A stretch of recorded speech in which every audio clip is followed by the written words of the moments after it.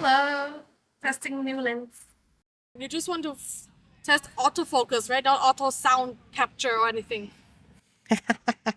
Okay, come on. Plug it up. This? Yeah. Hi. You don't want to? No, be very careful. It's extremely sharp. Yeah. If you run your finger against its direction, you can feel how sticky it is. Hmm. So cute. Okay. Let ones with such plants. Oh. Let like long, like my whole thumb got cut. Mm. Okay, babe. Smile. Okay. Nikon Z6ii is undoubtedly one of the best mirrorless cameras Nikon has ever made. Did you know that the DX mode of Z6ii camera can be taken full advantage using the Sony APSC lenses? Sony APSC lenses are small, sharp and powerful. Z6ii on the other hand switches to the DX mode when you want to shoot 4K 60 frames per second. This means if you shoot more of 4K 60 frames per second in Z6ii, this combination is just perfect. You will see later in this video how well it performs. Sony is currently bringing in some amazing lens lineup, and one such masterpiece is Sony 50mm f1.2 G Master lens. It truly is a masterpiece that everyone has praised on the internet, and I can see why.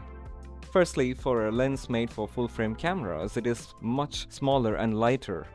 Even the Fujifilm 50mm f1.0, which is made for crop sensor bodies, is slightly bigger when compared to this lens, and also feels a bit heavier. Nikon's own 50mm f1.2 lens is huge and heavy, which puts me in a panic mode of breaking the mount itself when mounted on Nikon cameras. Even though Sony 50mm f1.2 lens is still front heavy, when mounted on Nikon Z6ii, it doesn't feel like it might break the mount. Well, if you're still wondering how I am able to mount the Sony E-mount lens on the Z-mount camera, I use the Megadap ETZ21 adapter. It's not as perfect as FTZ2 adapter from Nikon, but it does most of the things right. The adapter itself is just a ring with electronic contact, which helps in transferring the EXIF data and helps with decent autofocus. As you can see in the clip, for videos you might be able to get away with the slow focusing and catching up game. It does catch up with eyes and subject eventually without noticeable pulsing. Come to this end? Okay. Yeah, fine. Okay. Yes, enough. It's too close already. Go back. Yeah, I mean it's fantastic for slow moving objects, yeah. Yeah, okay. Yeah, back again.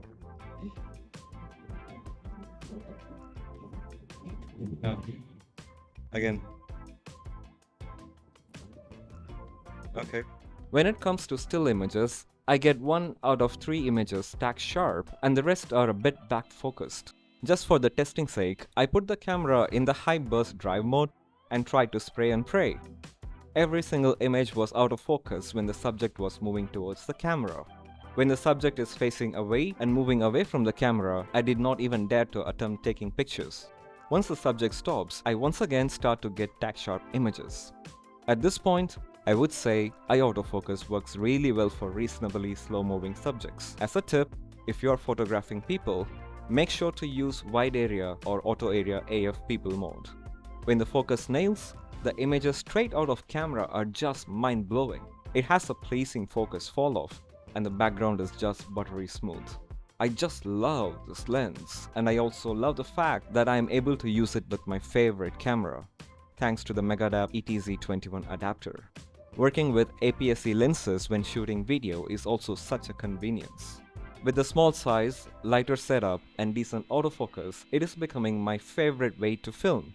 The only thing I wish this adapter had is weather sealing. That's it for the video. Thanks for watching and happy filming.